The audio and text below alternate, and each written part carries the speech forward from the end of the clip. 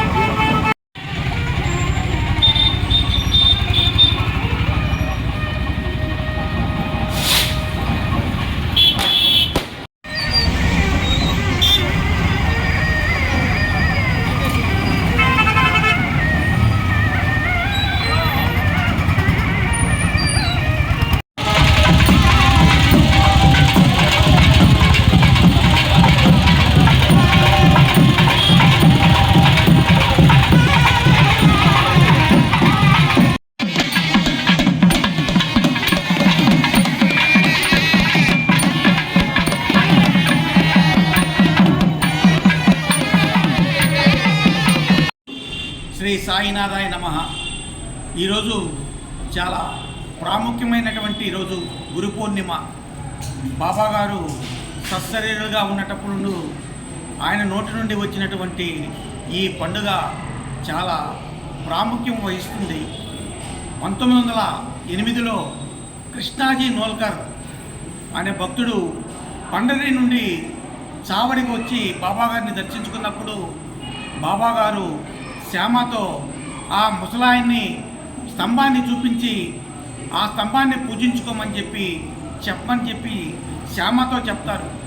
శ్యామ, స్తంభానికేంది మేము పూజించేది, మీరు మహాత్ములు, మా దేవుడు మీరే, అందువల్ల మేము మిమ్మల్నే పూజిస్తాము అని చెప్పిన తర్వాత ఆ రోజు వ్యాస పౌర్ణమి, గురు పౌర్ణమి కూడా రెండు అదే రోజు వచ్చాయి.